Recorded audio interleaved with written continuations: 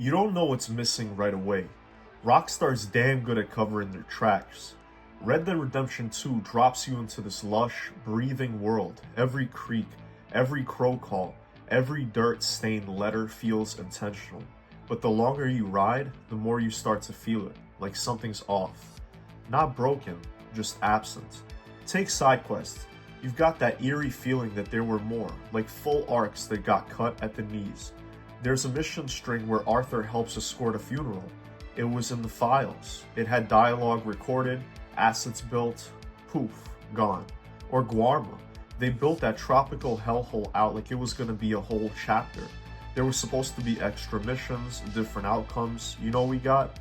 A glorified cutscene vacation with a couple of shootouts and zero reason to come back. Then there's animals. Rockstar planned things like an albino deer, Rottweilers, even chimps. Can you believe that chimps were going to be in the Wild West, not in some zoo, just in the actual game?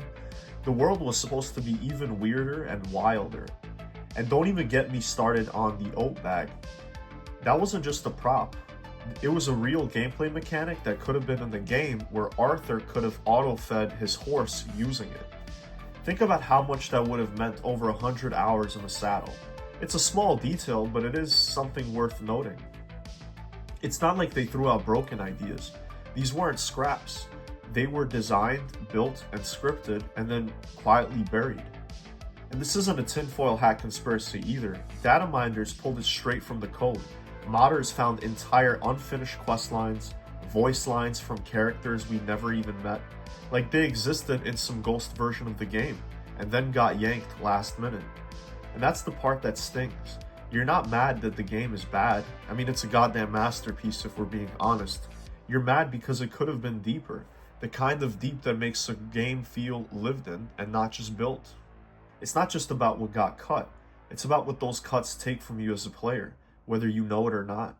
Red Dead 2 is supposed to feel alive, and for the most part it does. But once you start digging into what's missing, you notice how life starts to feel staged. Like you're riding through a movie set instead of a world that exists with or without you. You'll meet characters who seem like they're about to matter. They've got lines, depth, even a vibe that tells you there's more coming, and then they vanish. No closure, no follow-up. And that's not just bad writing. That's content that got axed mid-process. It leaves behind this weird emptiness. You keep expecting things to unfold, expecting callbacks, missions, changes in the world, but nothing happens. You're not imagining it. The code had those threads. They just never got tied up. And it breaks immersion in a subtle way. You start questioning what's real in the world, like when a town feels oddly quiet, or a side area looks built for something but has no purpose. It's not broken, just empty. And that emptiness chips away at the illusion. You start to realize this game wasn't fully delivered. It was carefully trimmed down. And not because it made the story better, but because something behind the scenes said cut it. This is where it starts to sting. Because when you're deep in a game like this, you want to believe in it. You want to lose yourself in it, and when you see the scaffolding, you feel the edits. They pull you out. Not all at once, but piece by piece. It's like hearing a great album and then finding out the artist had to cut 5 tracks because the label wanted it shorter. The record is still good, but now you can't stop thinking about what didn't make the cut.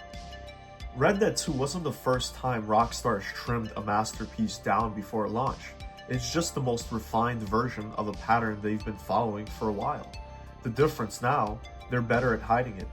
Let's rewind to San Andreas. The infamous hot coffee scene was originally part of the game, not a mod or a glitch.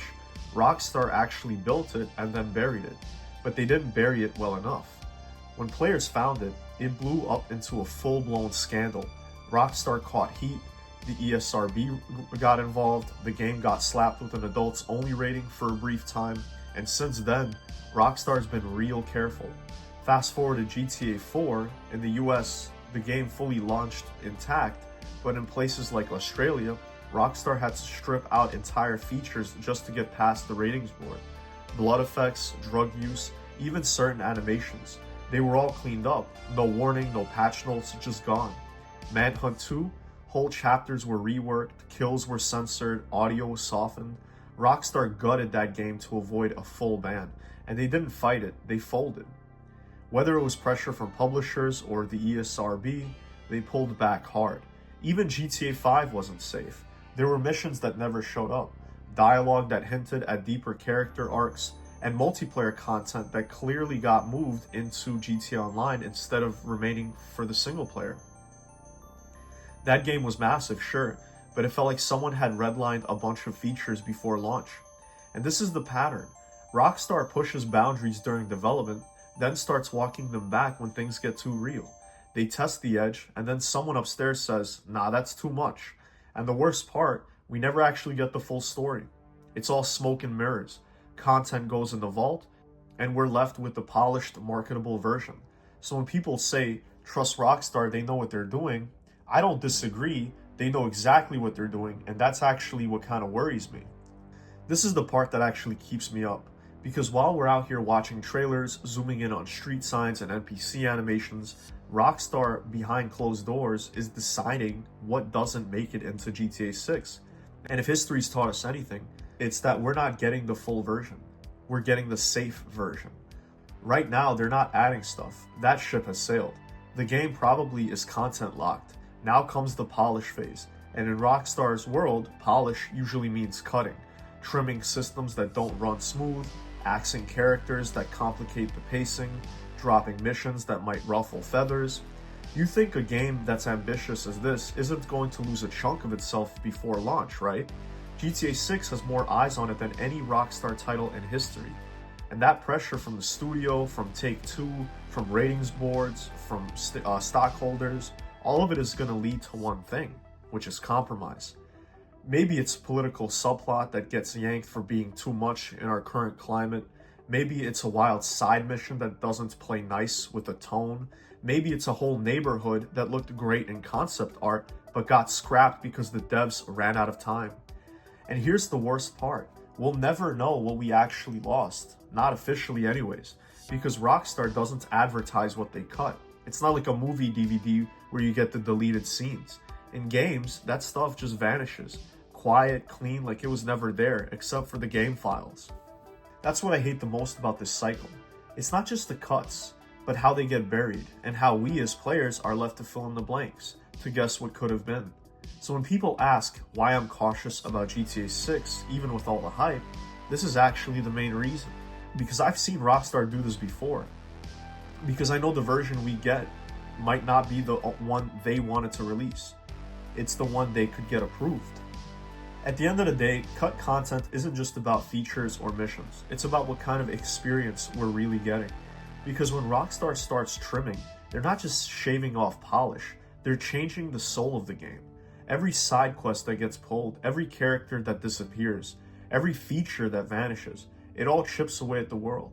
These games are more than just big maps and shiny graphics. They're supposed to feel lived in, real, like anything could happen.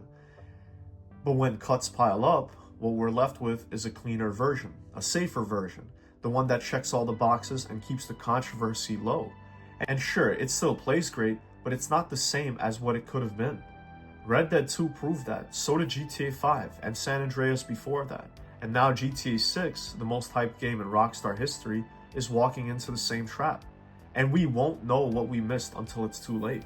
That's why I hate cut content, because it doesn't just remove parts of the game, it removes the chance for something truly unforgettable.